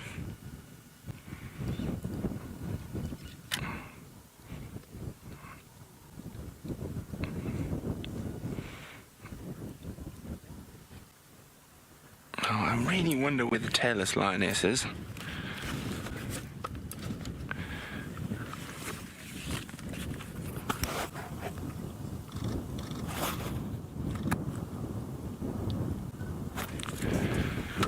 He's such a beautiful little boy.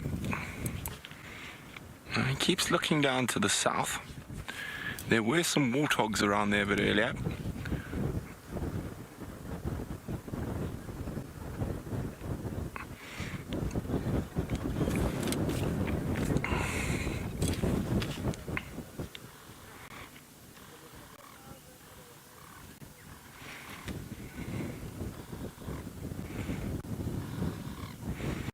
He's heading back towards, that lioness seems to have come back Let's get a bit closer.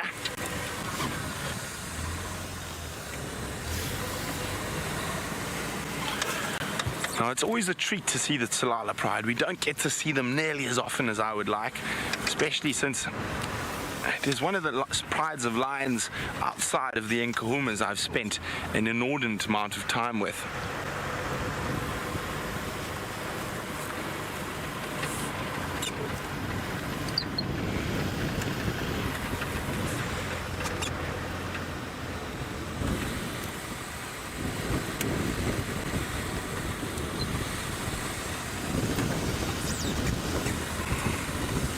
Now, I hope you guys are ready.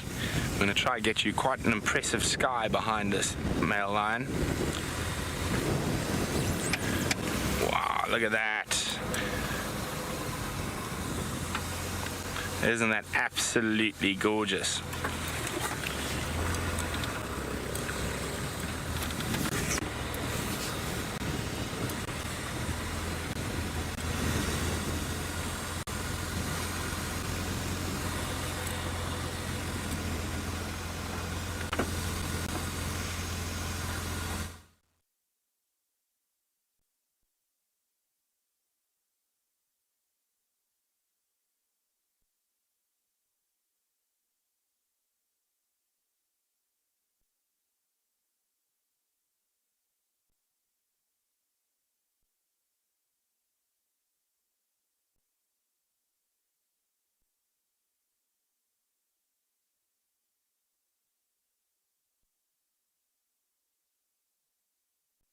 This program features live coverage of an African safari and may include animal kills and carcasses. Viewer discretion is advised.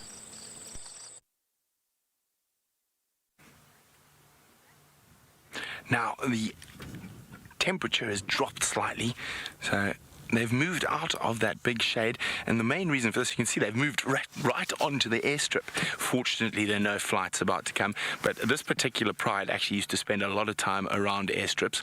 Now, the reason is you've got a nice clear area like this, and potential prey species. Look at that, they're snorting. They're snorting. The impala are snorting. They've spotted the lions. Now, all the animals out here will snort when they see a predator. And in impala language, they're going, lion, lion, be careful, be careful. Oh, there we go. Unfortunately for these lions, they were spotted. But as I said, they look like they've got wonderful big bellies. And so they're not too perturbed about hunting just yet. Now, that could change if the opportunity arises. Now, they are opportunists. So if an animal happened to wander into them, they definitely would try hunt it. I don't know. It's unfortunate this wind is so strong. But it's just that those impala are making a... Now that's the noise. A little bit to the right. Oh, there we go. There's some ones walking close. There we go. Now, often... There we go, look at that. You can see those two males have spotted the lions, and they're now telling all the other animals to be careful. There are lions around. Now, see that male on the far left, how alert he is. Look at that very alert stance. There we go. You can just see that head lift. It's so far away. I see his head lift and the sound only gets to me a second later. Isn't this incredible? This is 100% live. Now, lions don't have the best success rate when it comes to hunting. They only have about 10 to 15% success rate. And that's the way it is. If they had 100% success rate, there'd be no impala left. There'd be no buffalo left. Now, speaking of buffalo, I think Steph's found one that's retired. Careful, you bending. All right, now we have been marching and marching and marching to get to where we are right now. We're very, very close to one of the very rare watering points that is in the bush over here, a very large dam in this particular area that's frequented at all times by animals. We don't quite know what we're going to expect when we get there, but I hope it's going to be something exciting. But have a look at this chair that I found for myself. That is the skull tale, unfortunately, of a buffalo that passed away. It looks like he was killed by some lions, but you never really can tell with these things. We've been in the grips of quite a harsh drought over the last couple of months. It's been the driest year in the last 110 years in the Kruger National Park. It's quite something, hey? So we don't quite know what killed this buffalo. We presume that it was we presume it was a lion, but it could have been the drought. Big old buffalo like this really battle when it gets so dry. They eat a lot of grass every day and they need a high quality of grass. And when they can't get that grass, even though they can fill their bellies with all the vegetation they can find and there's access to water, they'll still unfortunately succumb. And buffalo are one of those animals that die off first. But just have a look at this scene. The bush is literally just strewn about with the leftover bones. Not at all taken away by hyena or other lion. What will happen over the course of the next few years, of course, is the fact that these bones will gradually get scattered into the bush. Hyena, jackal, lion and leopard will quite often pick up bones and carry them from one place to another. I've seen them doing that mainly just to chew on them. Hyena babies quite often get given bones by their adults to chew on, to develop those massively overdeveloped chewing muscles and jaw muscles that they need. Right, now for those of you who are just joining the show, my name is Stefan Winterboer and we are on foot in the middle of the Kruger National Park. And what we're doing is we're trying to show you something different, a different perspective from what you'd likely to be seeing on the two vehicles that Brent and Jamie are in any case. But we are going to head off to this dam. I'm hoping that by the time we get there, there'll be something there to show you. In the meantime, why don't we go and see what one of the others are up to? Now, one of the consequences of the drought, of course, has been a great deal of death for the buffalo, mostly at the hands of the lions. And what I thought I'd try and show you is the relative sizes of the various animals out here, because, of course, on screen it's quite difficult to tell what's big, what's small, and what's large, and what's little. Now, let me set up like that, because, unfortunately, my aging neck can't stay at that angle. What we have here is an enormous buffalo bull, rather like the one that you saw. That one was killed by lions. You can see that it had its nose bitten off, and that's almost indicative always of lions having killed it, having crushed the nose. Then what I wanted to show you here, you've been watching Tingana for most of the day, of course, and I wanted to show you an array of things that a leopard might eat. Now, a leopard has what we term a Catholic diet, which means it basically will eat anything it can catch. He's sitting, hopefully, as Jamie said, above the burrow of a warthog. Now, this is a big male warthog here. You can see it next to my hand.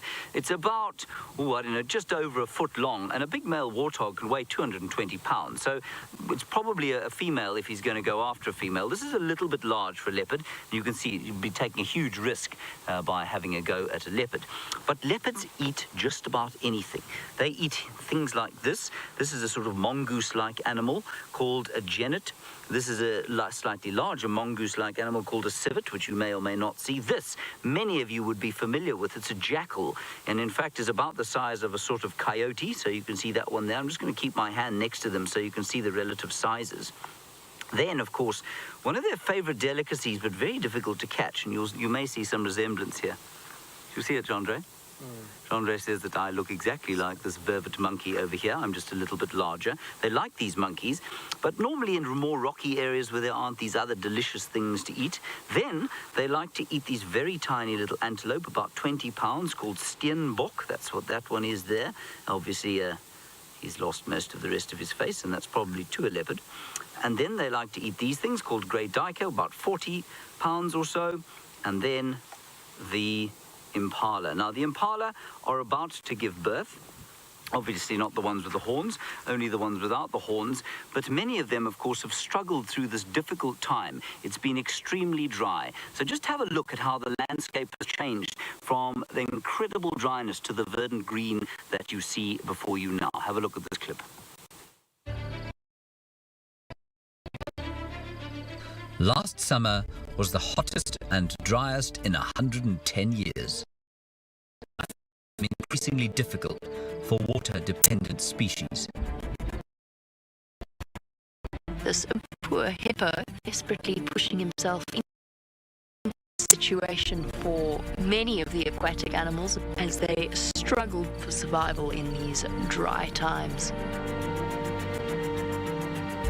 Less than a third of the average rainfall fell, making it difficult for the hunted and the hunters.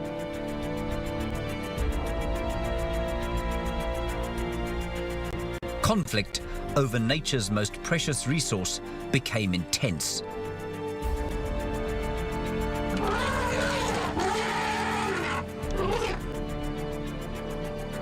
While forage in the woodland wilted, the animals struggled to find sustenance. The African sun baked the land.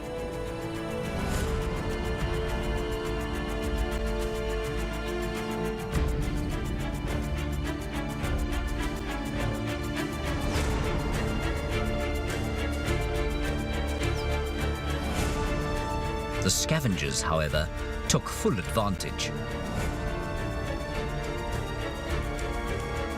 Until the next life-giving drops fall from the bleached sky, the air will remain choked with dust as the herds search for water and nourishment. Isn't that the most amazing thing, seeing how something that we all take for granted, like water, can be such a source of contention for the animals living over here. It's such a precious resource. We've got to that dam that we were wanting to get to, and there's a herd of buffalo, Cape buffalo, that are about to come down and drink. A few members at the front of the herd have already come into the water. The rest are streaming out the back of the bush, coming down the bank quite carefully. Now, buffalo are part of the Big Five precisely because they're one of the 5 most dangerous animals to approach on foot. And I must be honest with you, it gives me a sense of excitement, a sense of anxiety to be these of animals. You're looking at about 1,500 pounds per animal. And those sharp, big horns are capable of disemboweling a lion very easily. So when you're with animals like this on foot, the most important thing to take into consideration is wind direction. You don't want our scent blowing onto the buffalo. Another thing, what we don't want to do is let these buffalo actually know that we are here. Part of the magic about being on foot, for me at least anyway, is being able to observe wildlife on foot, close, without them knowing that we are there. And so far, these buffalo completely oblivious to us standing right here. Now the wind has died down. They can actually, I think, hear me talking. And you can see that stillness. Now I'm just going to drop my voice level a little bit. What we don't want to do is spook these buffalo. There we go. Back to normal again. It's not uncommon to hear stories about guides like myself being chased into the top of trees because buffalo were surprised doing something. We got that one buffalo looking at us. Now, although buffalo look very similar to domestic cattle in a way, you can look at it in this way. Buffalo are probably about as close to a domestic cow as what a timber wolf would be to a German shepherd or to a domestic dog. Highly, highly social animals. Now, another highly social animal is those lions that Brent is with. And while we back away slowly over here, so we don't spook these buffalo, why don't you go over and see what they're up to?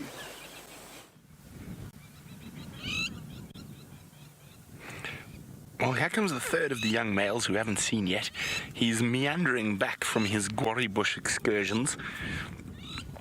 You can hear the lapwings are not too happy about it.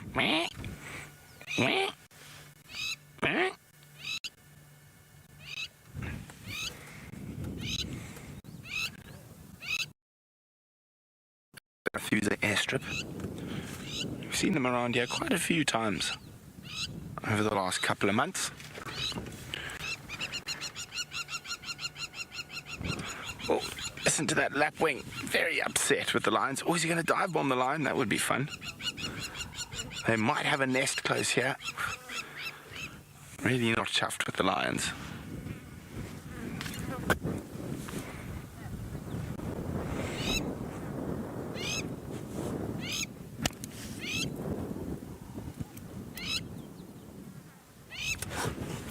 Look at that, isn't that incredible?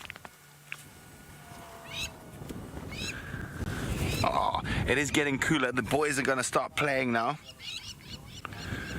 Naughty teenagers with their punk hairdos.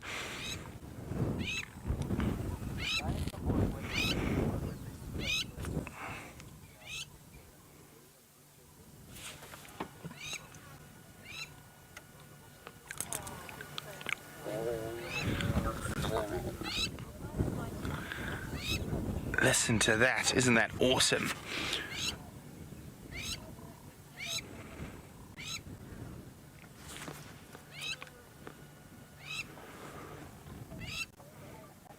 Oh, and back to snoozing.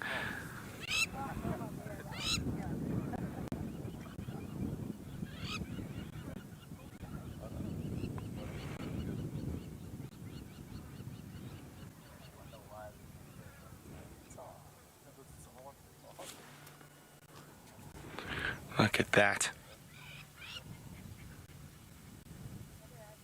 Isn't that wonderful? And the boys reunited. And the boys are reunited. I just need to chat on the Game Drive channel quickly.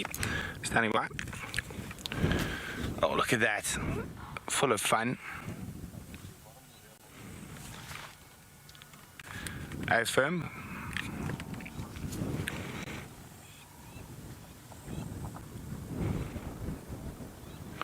Oh, it's so nice to see the three brothers reunited.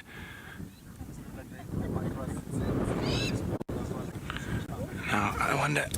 Oh, there's one lioness still lying behind us. I just wonder where the other tailless lioness is. I can hear the lapwings calling away. Not too happy to share their area with the big cats, but while we sit here with the Tsalala Pride, I'm hoping they're going to get moving soon.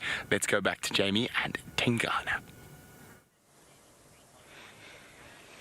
Well, Brent and myself both playing the patience game with our respective cats, and Tingana giving another massive yawn and showing off those 2-inch long canines.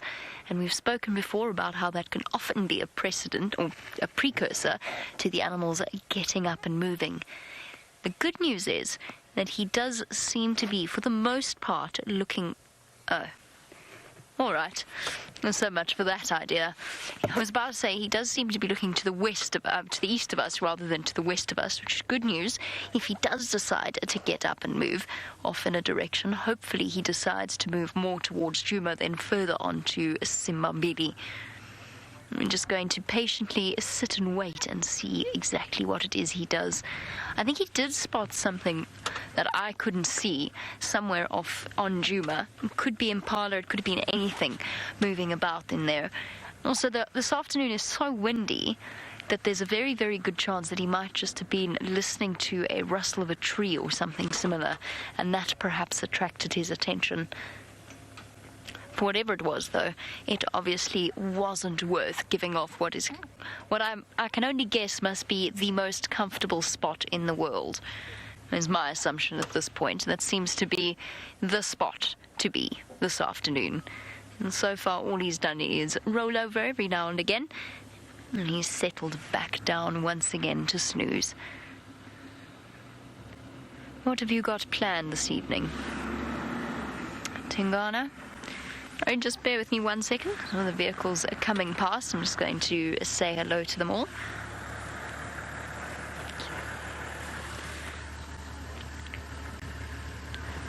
Remember, we have got good news, although I don't think it's going to help us any. We've been given permission to scoot forward an extra meter. I don't think it's going to help us, VM, is it? We could try. I don't know. I think it's going to pop in behind that mound. Oh, goodness. We don't really have anywhere to go. I forgot about the tree. Yeah, I think it was better. Where were we now? A little bit forward. Oh no, now I have to battle the tree as well. It's attacking me. There. Okay. Stop smacking me in the face. Stay. Stay. The attack of the red bush willow. There we go. Oh, now we're rolling back slightly. Let's see how that is. Sort of. It's not the clearest position we've ever had of Tingana, but it'll definitely do if he does lift up his head. I was just thinking back to the last time we did some of the rehearsals that we did. We were sitting with Tingana at Red Dam on a day very, very similar to a day like today, where the temperatures were probably about the equivalent. It was about the same time as TV. Oh, sorry, about the same time as we are doing now. And he started to soar completely out of the blue. And I'm hoping perhaps he does decide to treat us to that particular experience in a moment. What do you think, Tingana? Please? It would be very nice. I don't think he's planning on moving too much just yet. You can see the flies are bothering him. They've been settling around and biting his ear the whole day. It's that time of year again. Luckily, haven't been too bad with Fiam and myself. Haven't been bothering us too much.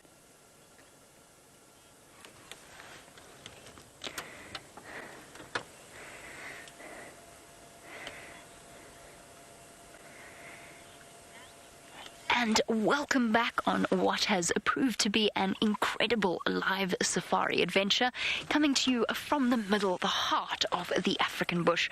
Now, if you have just jumped on board with us, my name is Jamie, and already today we have seen lions, we have seen a Tingana, the male leopard that we've just seen earlier. We've seen all kinds of things in terms of James explaining the way everything interacts in the tent, and of course the incredible Stefan Winterboer with his eye for the small things on walk. At the moment, we are playing the patience game live from the western fringes of a place called Djuma Private Game Reserve, which is in the Greater Kruger National Park area of South Africa. As we say, everything that you're seeing now is 100% live, and it's also interactive. So if you have any questions that you are seeing, perhaps you'd like to know, for example, just off the top of you can send that through to #SafariLive on Twitter. And in fact, I'm going to be answering that question in a moment, because I thought we could talk a little bit more in general. Now that we've talked a lot about the background of Tingana, we can talk a little bit more in general about what amazing creatures leopards truly are. So unlike the lions with Brent, and you saw that that clip that showed you a little bit more about the background to these incredible animals and the social structure and the family structure of the lions, the leopards are a complete opposite to that. They are almost totally solitary throughout their lives. As soon as they reach adulthood, they are completely solitary. Their only real interaction with other leopards is occasionally when they are coming together to mate, male and female, or if it is a female with cubs, or in very, very rare cases, where a male joins up with a female to share food with her and occasionally with her small cubs as well, but only in a situation where he is the dominant male leopard of that area and where he suspects that the cubs are his. So leopards are a complete contrast to the social hunters that are the lion prides that we have in this area, and as a result they've had to adopt very different approaches to their way of life. First of all, they're much, much smaller than those lions that you're seeing. Even even a massive male like Tingana is a good 50 to 60 kilograms, so close to over, I would say about 130, 140 odd pounds lighter than even the smallest adult lioness. There is a vast difference in that sense.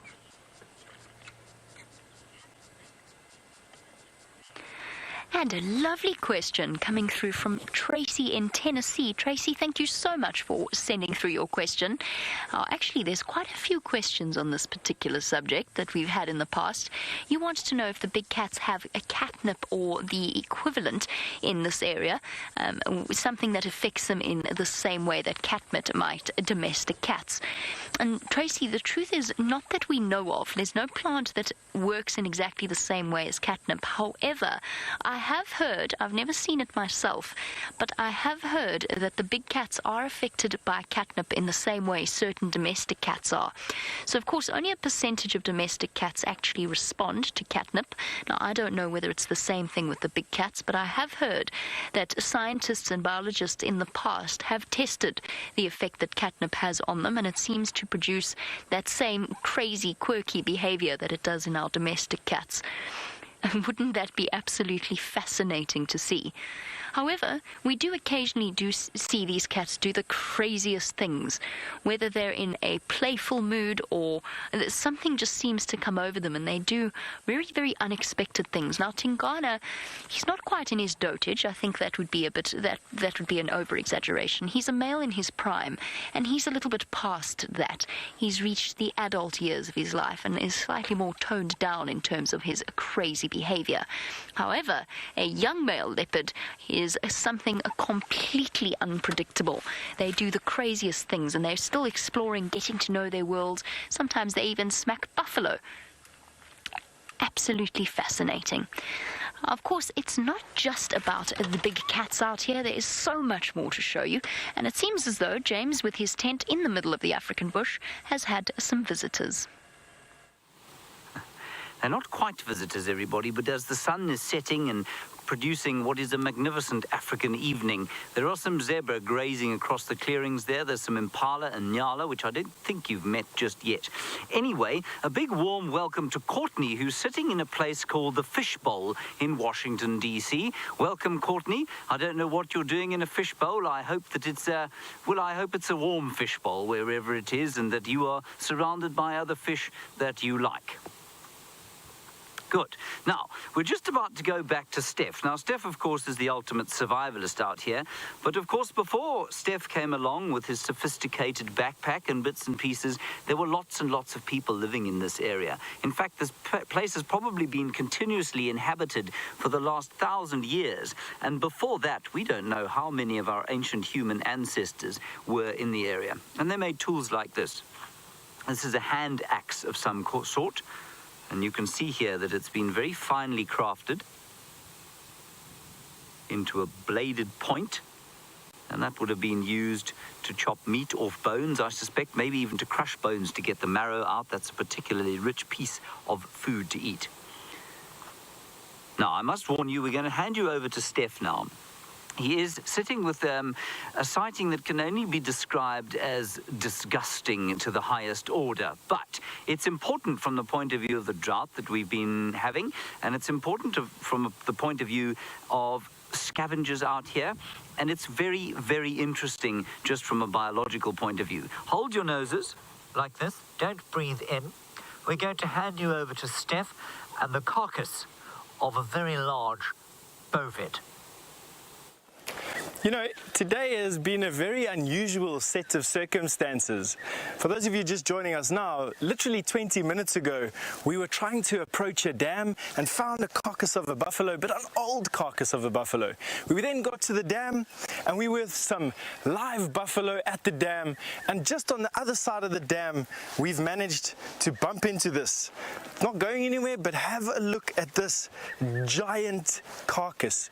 This is the carcass of an adult Cape buffalo. Just look at how big this is. This animal succumbed to the drought not too long ago. I would judge from the freshness of this particular carcass that it's no more than 10 days old, probably less than that. I would give it between 5 and about 7 days maybe. Less than 10 days, absolutely. And what's striking about this particular carcass is the fact that large predators haven't even opened it. Literally, it has gone untouched. And the reason for that is because this buffalo died in a drought. We've just come out of one of the worst droughts in the last 110 years. And just simply, the predators in this area, including the vultures and the other scavengers, were overwhelmed by the amount of animals that died during this drought. And this was literally left up to flies. And luckily for us, there are flies around, because carcasses like this are the breeding ground for a bunch of different pathogens. And if it wasn't for flies and beetles making the most of the meat and the rest of the carcass over here, it would be so difficult not to poison the bush. And that is exactly what they're doing. It's going to get a little bit hardcore here. But come and have a look down here.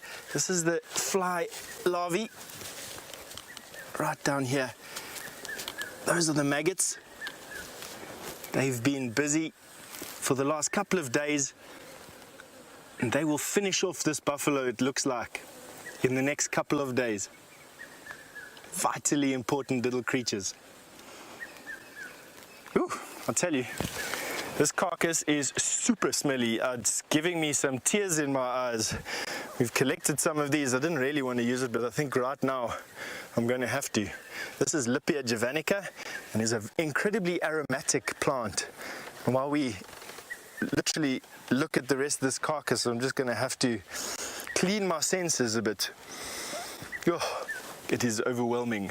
All right, I think in that note, we're going to send you over to something that is a little bit better looking than this dead buffalo, and that would be those lions that Brent is with. Well, they're definitely better looking, but probably not too much better smelling, since most lions wouldn't have a problem feeding off the most rotten of buffaloes if they came across it.